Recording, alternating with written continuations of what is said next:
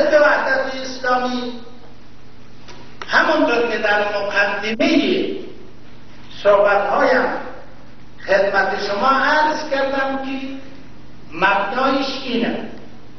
که همه مردم و اقوام مختلف افغانستان در جهاد شرکت داشتن، در آزادی مملکت شرکت داشتن،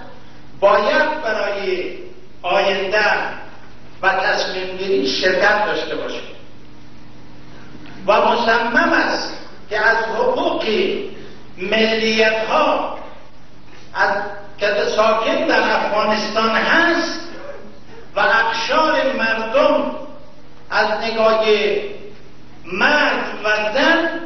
در سیاست آینده کشور دفاع کنند. این موضوعیش است تا حالا هم از این موضوع حمایت کرده و این موضوع را به دنیا و مردم افغانستان بیان کرد و می‌خواهد در اینجا